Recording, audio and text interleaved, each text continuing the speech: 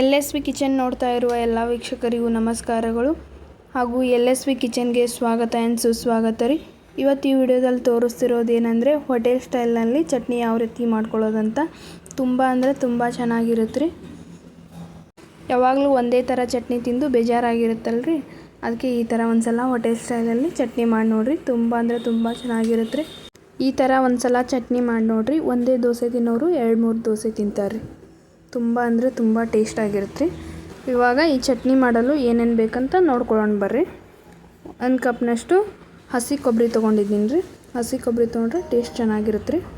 1-2 ಸ್ಪೂನಷ್ಟು ಶೇಂಗಾ ಬೀಜ ತೊಗೊಂಡಿದ್ದೀನಿ ರೀ. 7-8 ಹೆಸರಷ್ಟು ಬೆಳ್ಳುಳ್ಳಿ ಸುಲಿದಿಟ್ಕೊಂಡಿದ್ದೀನಿ ರೀ. ಬೆಳ್ಳುಳ್ಳಿ ಹಾಕೊಳ್ಳೋದ್ರಿಂದ ಟೇಸ್ಟ್ ತುಂಬ ಚೆನ್ನಾಗಿರುತ್ತೆ ರೀ. 1 ಹಸಿಮೆಣ್ಸಿಕಾಯಿ ತೊಗೊಂಡಿದ್ದೀನಿ ರೀ. ನಾ ಖಾರ ಇದೆ ಅಂತ ಒಂದೇ ತೊಗೊಂಡಿದ್ದೀನಿ ರೀ. ನಿಮ್ಗೆ ಖಾರ ಎಷ್ಟು ಬೇಕಲ್ಲ ಅಷ್ಟು ನೋಡ್ಕೊಂಡು ಹಾಕೋಬೋದು ರೀ. ಸ್ವಲ್ಪನೇ ಕೊತ್ತಂಬರಿ ತೊಗೊಂಡಿದ್ದೀನಿ ರೀ. ಕೊತ್ತಂಬರಿ ಹಾಕೋದ್ರಿಂದ ಕೂಡ ಟೇಸ್ಟ್ ತುಂಬ ಅಂದರೆ ತುಂಬ ಚೆನ್ನಾಗಿ ಬರುತ್ತೆ ರೀ. ಇಲ್ಲಿ ಒಲೆ ಮ್ಯಾಗ ಒಂದು ಹಂಚು ಕಾಯಕ್ಕೆ ಇಟ್ಕೊಂಡಿದ್ದೀನಿ ರೀ.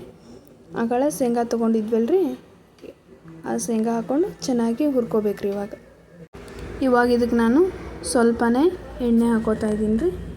ಎಣ್ಣೆ ಹಾಕ್ಕೊಂಡು ಚೆನ್ನಾಗಿ ಹುರ್ಕೋಬೇಕು ರೀ.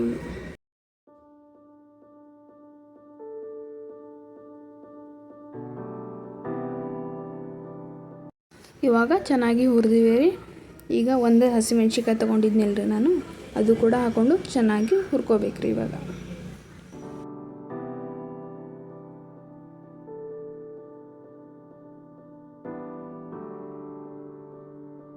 ಹಸಿಮೆಣ್ಸಿಕಾಯಿ ಚೆನ್ನಾಗಿ ಹುರಿದ್ಮೇಲೆ ಬೆಳ್ಳುಳ್ಳಿ ಸುಲಿಟ್ಕೊಂಡಿದ್ವಲ್ರಿ, ಅವು ಕೂಡ ಹಾಕ್ಕೊಂಡು ಚೆನ್ನಾಗಿ ಹುರ್ಕೋಬೇಕು ರೀ. ಇವೆಲ್ಲ ಚೆನ್ನಾಗಿ ಹುರ್ಕೊಂಡ್ಮೇಲೆ ಗ್ಯಾಸ್ ಆಫ್ ಮಾಡಿ ಕಂಪ್ಲೀಟ್ ಕೂಲ್ ಆಗೋಕ್ಕೆ ಬಿಡ್ಬೇಕು ರೀ.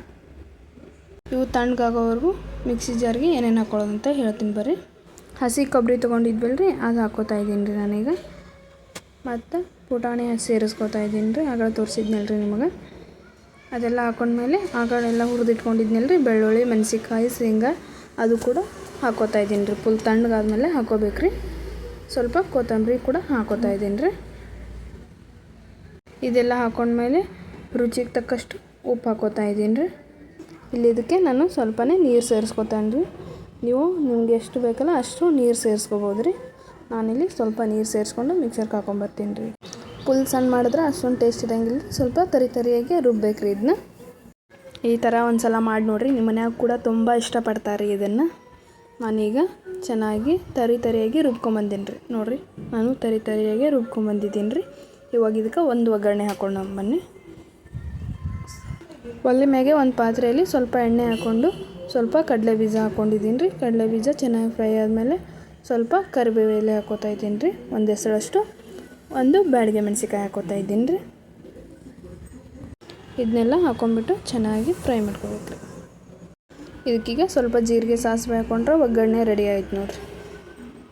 ಇದು ಇವಾಗ ಒಗ್ಗರಣೆ ಕೊಟ್ಟಿರೋದನ್ನು ಚಟ್ನಿಗೆ ಹಾಕ್ಕೊಂಡ್ರೆ ರೆಡಿ ಆಯ್ತು ನೋಡಿರಿ ಚಟ್ನಿ. ತುಂಬ ಟೇಸ್ಟ್ ಆಗಿರ್ತಕ್ಕಂಥ ಹೋಟೆಲ್ ಸ್ಟೈಲ್ನಲ್ಲಿರುವ ಚಟ್ನಿ ರೆಡಿ ಆಯ್ತು ನೋಡಿರಿ. ಈ ವಿಡಿಯೋ ಎಲ್ಲರಿಗೂ ಇಷ್ಟ ಆಗೈತೆ ಅಂತ ಅನ್ಕೋತೀನಿ ರೀ. ಇಷ್ಟ ಆದ್ರೆ ಲೈಕ್, ಶೇರ್, ಕಮೆಂಟ್ ಮಾಡಿರಿ. ಮತ್ತು ಮುಂದಿನ ವಿಡಿಯೋದಾಗ ಸಿಗ್ತೀನಂತ್ರಿ. ಬಾಯ್ ಬಾಯ್ ರೀ.